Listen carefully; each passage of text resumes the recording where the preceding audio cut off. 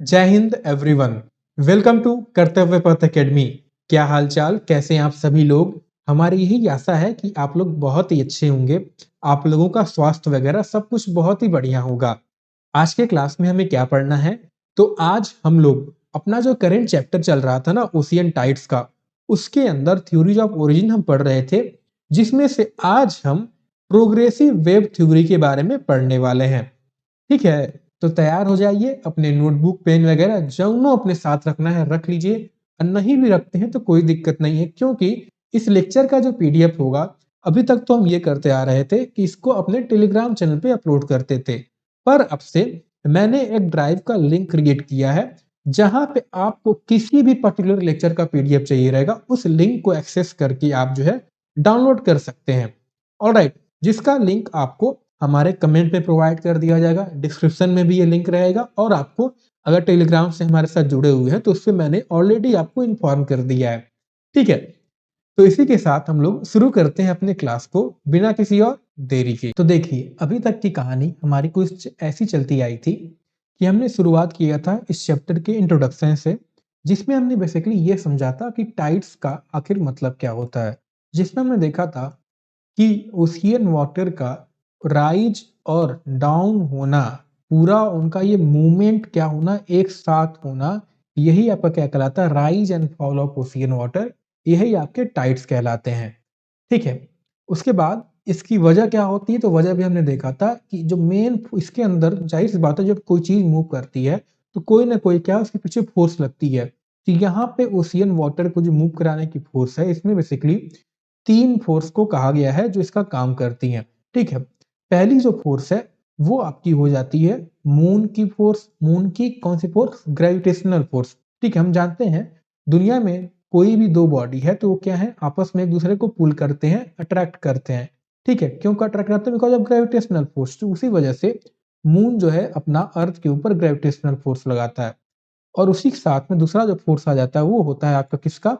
सन का gravitational force हो जाता है। एंड थर्ड जो फोर्स है वो हो जाती है आपकी सेंट्रीफ्यूगल फोर्स। सेंट्रीफ्यूगल फोर्स क्यों लगती है? क्योंकि हम जानते हैं कि देखिए, जब भी कुछ चीज रोटेट करती है ना, तो अगर मान लीजिए ये आपकी बॉल हो गई, इसको मैंने क्या किया, एक रस्सी से, ठीक है, बीच में बांध दिया, और इस डंडे को मैंने क्या किया, घुमाना स्टार्ट किया।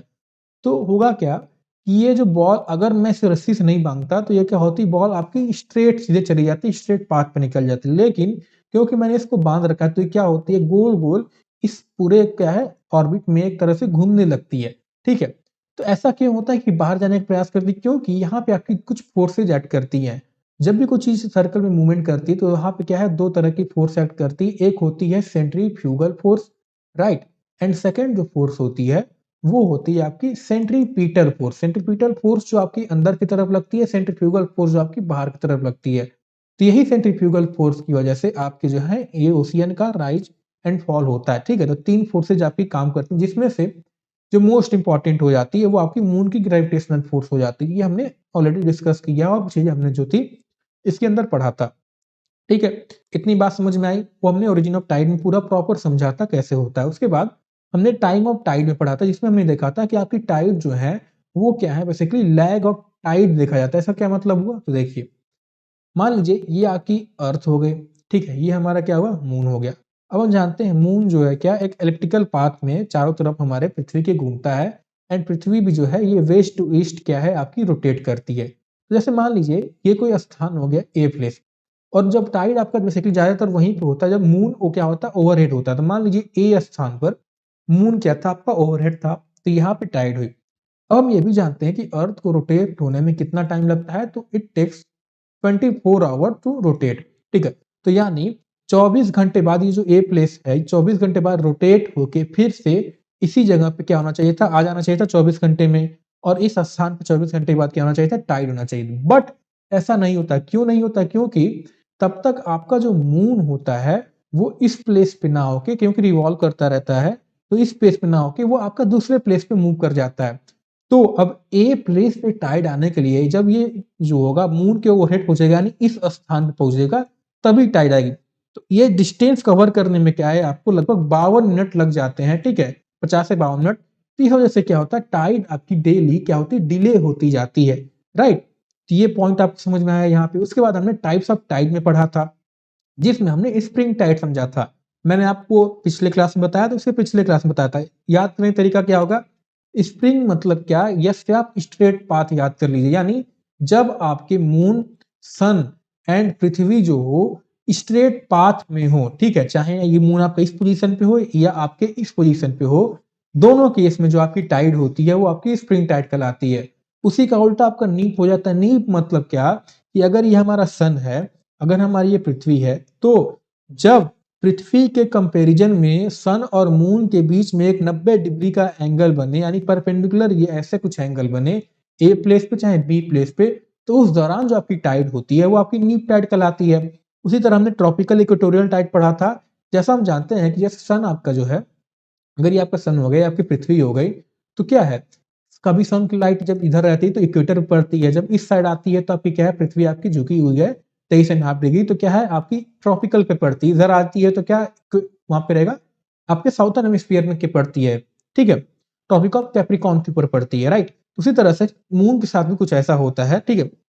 तो जब मून आपका ओवरहेड होता है ओवर द इक्वेटोरियल रीजन, तो उस दौरान जो आपकी टाइड होती है वो आपकी इक्वेटोरियल टाइड कहलाती है। और जब ट्रॉपिकल रीजन में होता है, चाहे कैप्रिकॉर्न चाहे आपका कैंसर हो गया, तो वो जो है आपकी क्या, ट्रॉपिकल टाइड्स कहलाती है। उसी तरह से आपकी एपोजियन पेरिजियन टाइड हो गई। तो हम जानते हैं मून जो है आपका इलेक्ट्रिकल पाथ में चलता है, यानी इसका अगर ये हमारी पृथ्वी हो गई तो मून जो है कुछ पाथ उसका इस तरीके का होता है। यानी इसमें आप देख सकते हैं, इसमें दो चीजें आप ऑब्जर्व कर रहे हैं। पहला तो ये हो गया कि इसमें एक पॉइंट ऐसा आ रहा होगा कि जो मून होगा पृथ्वी के सबसे नजदीक होगा, और एक पॉइंट है ऐसा जब मून और अर्थ के बीच का डिस्टेंस होगा सबसे फारदेस्ट होगा। सबसे नजदीक डिस्टेंस होता है उससे पेरिजियन क्या पेरिजी कहा जाता है, ठीक है। पास मतलब पेरिजी, पी से आप रिलेट कर सकते हैं, ठीक है। तो उस दौरान जो आपकी टाइड होती है पेरिजियन टाइड कहलाती है। एंड सबसे फारदेस्ट होता है जब आपका मून और अर्थ के बीच का डिस्टेंस, तो वो आपका क्या कहलाता है, एपोजी कहलाता है। इसके दौरान जो आपकी टाइड होती है वो आपकी एपोजियन टाइड कहलाती है। उसी तरह से आपकी पश्चिमी डायरेनिवल एंड सेमी डायरेनिवल टाइड हो गई, तो ये क्या है, जब दिन में आपकी 2 बार टाइड हो नॉर्मल, तो आपकी क्या कहलाती है, टाइड डायरेनिवल टाइड कहलाती है। सेमी डायरेनिवल तो सिर्फ एक टाइड हो, ये क्यों होता है, ये इस वजह से होता है कि आपके हर प्लेसेस पे टाइड तो आपकी होनी ही होनी है, लेकिन मतलब हाई टाइड की हम बात करें, ठीक है। लेकिन क्या होता है आपका, तो हाई टाइड लो टाइड दोनों आपके आ जाते हैं, ऑलराइट, माफ करिएगा। तो होता क्या है कि अर्थ हम जानते हैं पूरी तरह से वाटर से नहीं कवर है, ठीक है। यहाँ पे आपके कंटिनेंट वगैरह भी पाए जाते हैं। ये क्या करते हैं कुछ जगहों पे इसके मूवमेंट को, ओशियन के वाटर के मूवमेंट को ऑब्स्ट्रक्ट कर देते हैं। उस वजह से क्या है, वहां पे एक ही टाइड देखी जाती है, ठीक है। ये बात आपको समझ में आई। इसके बाद लास्ट जो आपका आता है वो है इक्विनॉक्टिकल टाइड। इक्विनॉक्टिकल टाइड मतलब क्या, हम जानते हैं कि आपका सन मैंने समझाया था, ये सन और अर्थ हो गया। जब सन जो हो और अर्थ जो हो जब ये इक्विनॉक्स पोजीशन में, यानी जब लाइट जो हो डायरेक्ट इक्वेटर के ऊपर पड़े, जो कि आपकी ये पोजीशन हो गई, ये अर्थ है, ये आपका सन है, तो ये इक्विनॉक्स पोजीशन कहलाता है। और इस दौरान जब आपकी टाइड होती है, चाहे आपकी स्प्रिंग चाहे आपकी नीट टाइड हो, वो आपको क्या कहलाती है, इक्विनॉक्टिकल टाइड कहलाती है, राइट। इतनी बात आपको समझ में आई। ये हम अभी रिवीजन अपना कर रहे हैं, ठीक है। फिर हमने आया था अगला क्लास अपने स्टार्ट किया था, सेकेंड पार्ट में हमने थ्योरीज स्टार्ट की थी, जिसमें हमने इक्विलिब्रियम थ्योरी पढ़ी थी, जो कि आपका न्यूटन के द्वारा दिया गया था, ठीक है। नाम याद रखना, क्योंकि कई एग्जामों में इनके नाम जो है आपके पूछे जाते हैं डायरेक्ट, ठीक है। अगर आप बेसिकली नेट की परीक्षा के अगर आप दे रहे होंगे तो वहां पे डायरेक्ट नाम पूछ लेता है कि ये थ्योरी जो है किसके द्वारा दी गई है। या अगर आप कोई टीचर के पीजीटी एग्जाम दे रहे हो, ठीक है, या बहुत हाई लेवल के ज्योग्राफी एग्जाम दे रहे हैं, तो वहां पे ये सवाल आपके डायरेक्ट पूछ लेते हैं। और एक्टिविटी पीजी में भी इनके चांस बनते हैं पूछने के, तो नाम हमें याद रखना है, ऑलराइट। तो ये न्यूटन के द्वारा दिया गया था, जिसमें हमने ये देखा था कि न्यूटन का यह कहना है, जो उनकी ग्रेविटेशनल अट्रैक्शन पर डिपेंड थी, कि हर बॉडी, एक जो सेलेस्टियल बॉडीज हैं आपस में क्या है, एक दूसरे को अट्रैक्ट करती हैं। तो जब ये अट्रैक्ट करती हैं तो ये क्या करती हैं, अट्रैक्ट का मतलब क्या, ये अगर इधर से ये अट्रैक्ट करेगी, ये इसको इधर से पुल करेगी, तो क्या होता है, अगर किसी का पुल जो हो ज्यादा हो जाएगा तो क्या करेगी, वो अपने तरफ खींच ले जाएगी। लेकिन ऐसा होता नहीं, ठीक है। जो चीजें हैं वो अपने स्थान पर रहती हैं। क्यों? क्योंकि ये जो है बीच में अपना एक इक्विलिब्रियम यानी एक बैलेंस स्टेट बना के रखते हैं, ठीक है। इसी के ऊपर आपकी इक्विलिब्रियम थ्योरी कहती है। और जो चीजें मैंने आपको ओरिजिन ऑफ टाइम पढ़ाई थी वही चीज आपकी रिपीट होती है। बट इसी कुछ लिमिटेशन भी थी, कि जो आपकी एक लैटिट्यूड के ऊपर भी क्या है, कई बार आपके डिफरेंट क्या है टाइम देखा जाता है, एक लैटिट्यूड के ऊपर, ठीक है, आप मा करें लॉन्गिट्यूड के ऊपर भी जो आपका है क्या है डिफरेंट टाइम, मतलब यहाँ पे टाइड होगा लेकिन यहाँ पे टाइड थोड़ी देर बाद पहुंचेगा, तो ऐसा भी देखा जाता है। तो इस बात को जो है इक्विलिब्रियम थ्योरी एक्सप्लेन नहीं कर पा रही थी, और भी क्या कुछ इसके चीजें थी वो भी हम प्रोग्रेसिव वेव थ्योरी में पढ़ेंगे। ठीक है, तो ये थी अपनी पूरी कहानी अभी तक जो हमने पढ़ा। ठीक है, रिवीजन बहुत जरूरी है, आई होप आपको जो मैंने समझाया बढ़िया समझ में आया होगा। अब हम आते हैं अपने आज के क्लास में। आज के क्लास में जो है प्रोग्रेसिव वेव थ्योरी, ये जो है विलियम वेलवेल के द्वारा दिया गया था, या वेवेल के द्वारा दिया गया था कह सकते हैं। ठीक है, ये नाम हमें क्या है याद रखना है, विलियम वेवेल। ठीक है, क्या नाम है, विलियम वेवेल के द्वारा दिया गया था। अब आप जब समुद्र सिंह सर की बुक ओपन करोगे, उसमें ये जो आपका ईयर दिया है जो कि 1833 है, उनके अंदर 1883 आई थिंक ईयर दे रखा है, और ये जो ईयर आपका जीबी एरी के द्वारा दिया गया था ये 1942 दे रखा है। ठीक है, पर जब मैंने गूगल पे सर्च किया, I went through chat GPT, WhatsApp का जो एआई आपका आता है मेटा एआई, एंड आपके परप्लेक्सिटी जो एआई आती है, आपके यहाँ तक कि गूगल की जो आपकी एआई है, ठीक है, जेमिनी हो गई, मैंने सबके थ्रू जो है रिसर्च किया, एंड गूगल पे भी एक दो आर्टिकल पढ़े, वहां पे मैंने पाया कि जो करेक्ट ईयर होगा वो आपका 1833 है। ठीक है, ना कि आपका 1883 जो कि बुक के अंदर दिया हुआ है। ऑलराइट, तो ये चीज जो है आप सही कर लीजिएगा। ठीक है, तो प्रोग्रेसिव वेव थ्योरी जो है 1833 में दिया गया था विलियम वेवेल के द्वारा, एंड लेटर इसको कह सकते हैं और आगे बढ़ाने का काम या सपोर्ट करने का काम जीबी एयर की कैनाल थ्योरी ने किया था, जो उन्होंने 1842 में दिया था। ठीक है, तो यहाँ से क्वेश्चन आपका पूछ सकते हैं कैनाल थ्योरी जो है आपकी किसके द्वारा दी गई थी। ठीक है, जैसे आपका दे देगा चार ऑप्शन दे देगा, इधर प्रोग्रेसिव वेव थ्योरी दे देगा, इक्विलिब्रियम थ्योरी दे देगा, कैनाल थ्योरी दे देगा, इधर आपका न्यूटन दे देगा, इधर आपका विलियम दे देगा, एरी दे देगा, एंड मैच करने को दे देगा। तो ऐसे सवाल आपके पूछते रहते हैं परीक्षाओं में। राइट, तो ये जो थ्योरी है, अब हम आगे बढ़ते हैं। It explain ocean tides by treating tide as wave that move across the ocean. यानी ये जो थ्योरी ये कहती है कि ओशियन टाइड जो है ना, ये बेसिकली एक वेव की तरह क्या है मूव करते हैं across the ocean. Instead of assuming, जो इक्विलिब्रियम थ्योरी में एज्यूम किया था कि एंटायर ओशियन जो है वो एक साथ क्या है एक टाइम पे राइज एंड फॉल होता है, इस वजह से वो लैग ऑफ टाइम उसमें एक्सप्लेन नहीं कर पाया गया था। ऑलराइट, तो ये जो थ्योरी ये एज ए वेव क्या है मान के चलते कि टाइड्स जो है आपकी एज ए वेव मूव करते हैं। ठीक है, कैसे मूव करते हैं, कैसा सब चीजें होती है वो हम समझते हैं। Alright, so basic basic assumption of the theory की हम बात करें तो this theory begins with an important fact. वो इंपॉर्टेंट फैक्ट क्या है कि अर्थ जो है एक परफेक्ट फ्लूइड बॉडी नहीं है, और ये सब हम क्या है अच्छी तरीके से जानते हैं। इसके ऊपर आपके कंटिनेंट भी पाए जाते हैं, आपके ओशियन बेसिन भी पाए जाते हैं, इस बेसिन के अंदर आपके ओशियन माउंट पाए जाते हैं। ठीक है, और भी चीजें जो है आपके ट्रिली फीचर्स पाए जाते हैं, जो क्या करते हैं इस ओशियन वाटर की जो मूवमेंट होती है इसको स्ट्रांगली अफेक्ट करते हैं। सो इस अनइवन सरफेस की वजह से क्या है टाइड्स जो है वो हर स्थानों पर even on the same longitude they do not occur eight the same time. ठीक है, and there is always a time lag between the origin of tide and their arrival at different places, and इनकी जो height हो गई, इनकी जो strength हो गई, ये भी क्या है इस थ्योरी के अकॉर्डिंग टाइड्स की ये क्या है वेरी करते हैं फ्रॉम प्लेस टू प्लेस। ठीक है, सो ये जितने भी ऑब्जर्वेशन है जो इनकी लिमिटेशन में मैंने पढ़ा था उस थ्योरी के अंदर, these observation cannot be explained by the equilibrium theory alone, so the idea of moving tidal wave was introduced। Alright, so main theory पे हम आते हैं जो कि ये कहती है, so according to this theory tide occur in the form of long tidal wave. यानी एक वेव की फॉर्म में क्या है आपकी टाइड ऑकर करते हैं। ठीक है, ये वेव क्यों प्रोड्यूस होते हैं, तो जो फोर्स आपकी लगती है वो आपकी फोर्स हर जगह सेम रहेगी, जो कि आपकी tidal force of the moon होगी। ठीक है, उसके बाद थ्योरी में ये कहा गया है कि टाइड है ये बेसिकली एक स्थान पे ओरिजिनेट होते हैं, उस प्लेस से ये क्या है आपकी ईस्ट टू वेस्ट क्या है इनका मूवमेंट होता है, यानी ईस्ट से वेस्ट इस तरीके से इनका क्या है मूवमेंट होता है। ऑलराइट, एंड जाहिर सी बात है अगर ये वेव के फॉर्म में होंगे तो इनके अंदर आपकी क्रेस्ट भी होंगे और इनके ट्रप भी पाए जाएंगे। क्रेस्ट मतलब कि अगर कोई आपकी वेव हो गई तो इसका जो ऊपर वाला हिस्सा होता है उसे हम क्रेस्ट कहते हैं, और जो नीचे वाला हिस्सा होता है ट्रप कहते हैं। राइट, तो ये क्या है, तो जो क्रेस्ट वाला एशिया होता है वो बेसिकली वहां पे हाई टाइड देखा जाता है, एंड ट्रप्स जो है दे प्रोड्यूस लो टाइड या इब्जिने कहा जाता है।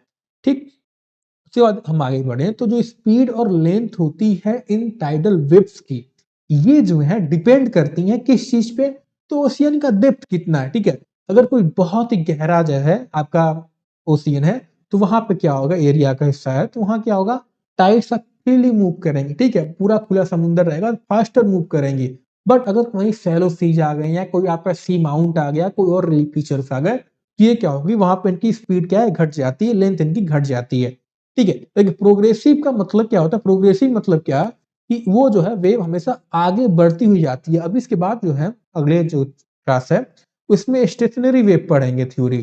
तो वो क्या है, वो ये कहती है कि वेव जो है एक ही स्थान पे क्या है, वापस क्या है, इसी में वापस मुड़ते रहते हैं, नहीं एक ही स्थान पे मुड़ते। जैसे आप मान लो एक टब ले लो, टब में अगर आप पानी डाल दो, तो टब को इधर उधर हिलाओगे तो क्या होगी, वेव आपकी इसी के अंदर क्या होगी, घूमती रहेंगी, घूमती रहेंगी, स्टेशनरी होता है। लेकिन प्रोग्रेसिव क्या करती है कि ये एक जगह घूमती नहीं है, ये क्या है, हमेशा आगे बढ़ती हुई जाती है वेव, ठीक है। तो इनके बीच में डिफरेंस है, मैंने सोचा आपको बता दूं यहाँ पे। हम समझते हैं कि कंटिनेंट का टाइडल वेव पे क्या इफेक्ट पड़ेगा, तो जाहिर सी बात है क्या इफेक्ट पड़ेगा कि if earth were completely covered with water, तो जाहिर सी बात है क्या होता, टाइड्स अपना आराम से मतलब मस्त एकदम घूमते रहते अराउंड द ग्लोब। लेकिन रियलिटी में क्या होता है कि कंटिनेंट जो है भैया, इनका बीच में रास्ता रोक देते हैं, इनको डिस्टर्ब कर देते हैं, ठीक है। तो इससे क्या होता है, इनका जो मूवमेंट है वो एक तरह से क्या है, स्ट्रक्ट हो जाता है या रुक जाता है या धीमे हो जाता है, ठीक है। So since most continent extend north to south, यानी कंटिनेंट हम जानते हैं क्या है, ज्यादातर कंटिनेंट आप कोई भी कंटिनेंट ले लो, ठीक है, आप एशिया का ले लो, ठीक है, आप अपना अफ्रीका ले लो, ठीक है, आप अपना बेसिकली अमेरिका ले लो, साउथ अमेरिका, नॉर्थ अमेरिका ले लो, आप ऑस्ट्रेलिया ले लो, ये जो मोस्ट ऑफ द कंटिनेंट जो है ये क्या नॉर्थ टू साउथ रहते हैं। तो अभी हमने देखा मूवमेंट क्या है, ईस्ट टू वेस्ट हो रहा है, तो ये क्या करते हैं, they prevent free east west movement of these wave.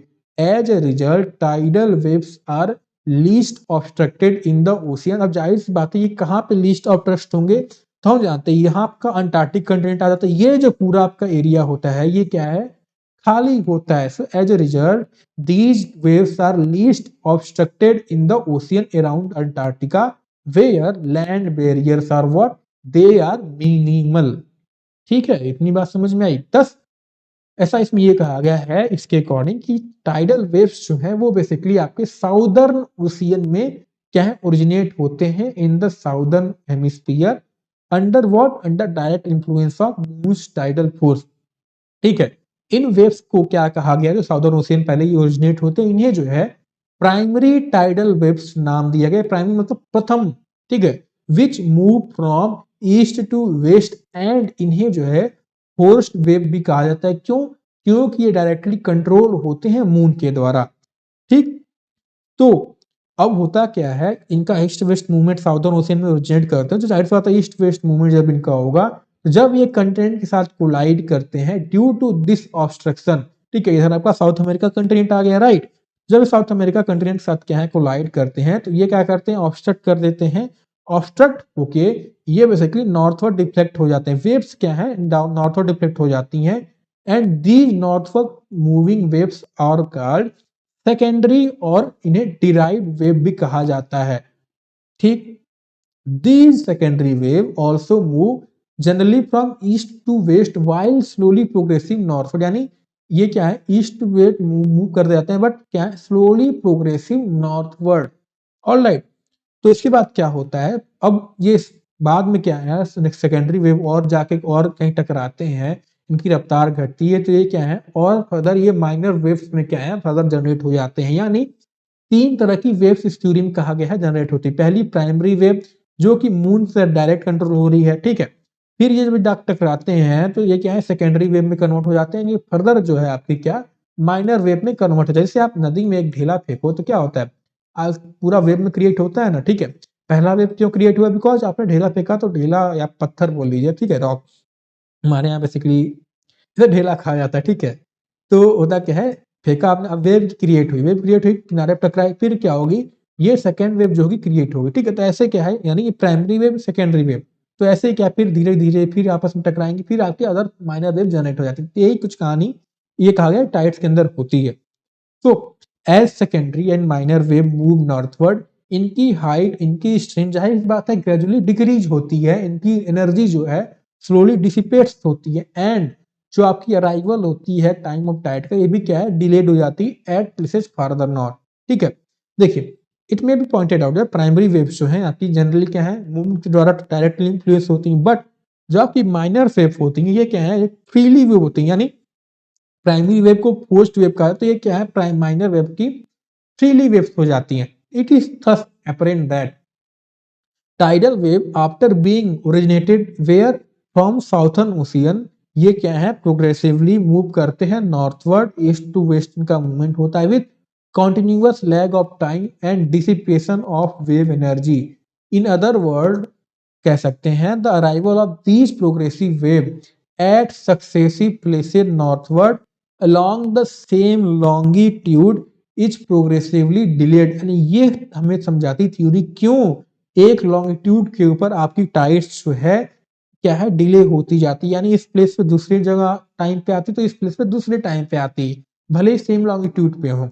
Alright, and this is why there is difference of time of tide at different places on the same longitude. latitude का क्या, latitude तो सिंपल है कि moon आपकी already यहाँ पे थी, फिर आपकी अर्थ रोटेट करके आई तो 24 घंटे बाद मून आपका यहाँ नहीं रहा, मून आपका यहाँ रह गया, तो इसको कवर करने में लॉन्गिट्यूड का तो आपको लैटिट्यूड का समझ में आ जाता है, लेकिन लॉन्गिट्यूड की जो है ये हमें इस वेव थ्योरी समझाती है। ऑलराइट, सो फाइनल आउटकम ये होता है प्रोग्रेसिव वेव का कि these progressive wave northward move करते करते ये अपनी एनर्जी जो है लूज कर जाते हैं near the north pole, where ये पूरी तरह से इनएक्टिव हो जाते हैं। एंड व्हेन द क्रेस्ट और टफ इनके जो है ट्रफ्स हो गए, these waves reach coastline, crest causes high tides and troughs cause low tides या इब जिसे कह सकते हैं। thus tide are experienced all over the world even though इस थ्योरी के अकॉर्डिंग उनकी ओरिजिन जो है साउदर्न ओशियन में होती है, जो आपकी प्राइमरी वेव्स कहलाएंगी। ठीक है, तो ये था कि पूरी ओवरऑल थ्योरी। इसमें एक टॉपिक आता है आपका को टाइडल लाइन। को टाइडल लाइन क्या होता है? ये बेसिकली एक इमेजिनरी लाइन जैसे आपने, ठीक है, चलिए उस बात करते हैं। इमेजिनरी लाइन जैसे हो गई, ये क्या है, हाई टाइड जिस स्थान पे होते हैं उस स्थान को ज्वाइन अगर हम कर दें एक लाइन के द्वारा तो आपकी को टाइडल लाइन कहलाती हैं। ठीक है, जैसे आपका ठीक है वो थर्म टेम्परेचर के अंदर हम पढ़ते हैं, ऑलराइट, आपके हम ओशियन के अंदर पढ़ते हैं, ठीक है, उनको प्रेशर के अंदर हम पढ़ते हैं, राइट, कि एक क्या है उनको सब इमेजिनरी लाइन, अभी मुझे उनकी नाम एग्जैक्टली याद नहीं आ रहा दिमाग में। ठीक है, सो होता है ना कि इमेजिनरी लाइन ज्वाइन करते हैं, पर्टिकुलर हम ये कहते हैं, प्रेशर के अंदर भी हमने पढ़ा था। ठीक है, सो ये जो लाइन होते हैं, these line clearly shows the progressive delay of tide as we move northward, specially in the ocean like Atlantic ocean. Alright, तो ये कहानी आपको यहाँ समझ में आई।